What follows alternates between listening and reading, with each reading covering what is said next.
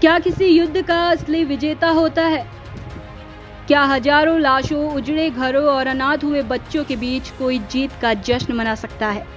क्या दुनिया की महाशक्तियां सिर्फ अपने हितों के लिए युद्ध लड़ती हैं और आम लोग इसकी कीमत चुकाते हैं? और सबसे बड़ा सवाल, अगर आखिर में बातचीत और समझौता ही होना था तो फिर इतना खून क्यों बहा? इन्हीं सवालों के बीच मध्य पूर्व में महीनों तक चले संघर्ष ने पूरी दुनिया को झकझोर कर रख दिया। अब जब युद्ध विराम और समझौते की खबरें सामने आ रही है तो दुनिया ये जानना चाहती है कि आखिर इस भीषण संघर्ष से क्या मिला।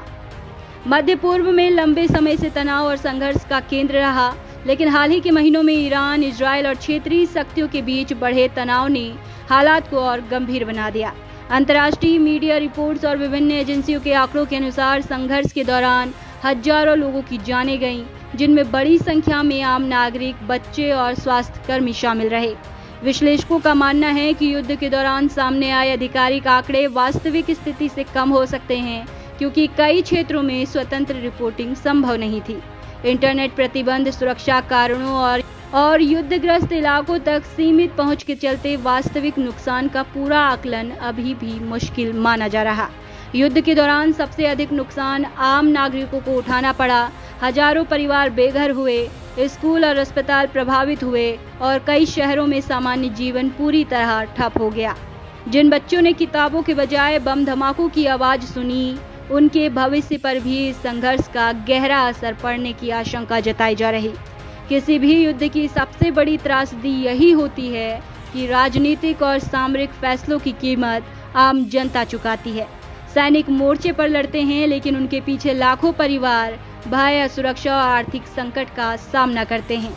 इस संघर्ष का असर केवल युद्ध क्षेत्र तक सीमित नहीं रहा, बल्कि पूरी दुनिया में तेल की कीमतों, वैश्विक व्यापार और आर्थिक गतिविधियों पर भी इसका प्रभाव देखने को मिला। कई देशों ने अपने नागरिकों के लिए एडवाइजरी जारी की, जबकि अंतर्राष्ट्रीय संगठनों ने लगातार शांति की अपील की। अब जबकि युद्ध विराम और कूटनीतिक प्रयासों की चर्चा तेज है, सबसे बड़ा सवाल यही उठ रहा, क्या ये शांति स्थायी होगी? इतिहास गवाह है कि मध्य पूर्व में कई बार युद्ध रुके, लेकिन तनाव पूरी तरह समाप्त नहीं हुआ। ऐसे में दुनिया की निगाहें अब आने वाले राजनीतिक और कूटनीतिक घटनाक्रमों पर टिकी हुई हैं।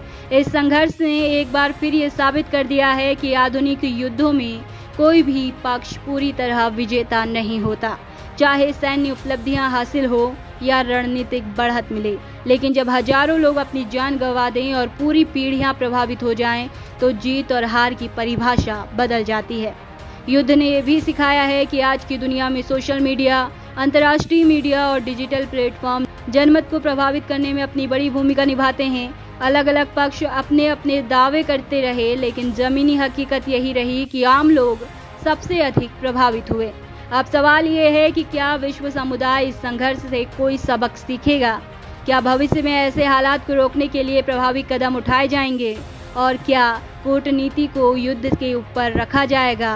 क्या उन परिवारों को भी कभी न्याय मिल पाएगा जिन्होंने इस संघर्ष में अपने प्रियजनों को खो दिया? युद्ध भले ही रुक जाए, लेकिन उसके जख्म वर्षों तक समाज और पीढ़ियों को प्रभावित करते रहते हैं।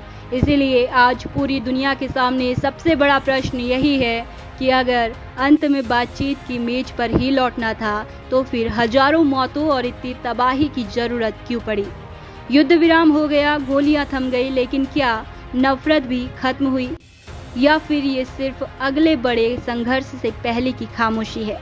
आपकी क्या राय है? कमेंट में जरूर बताएं।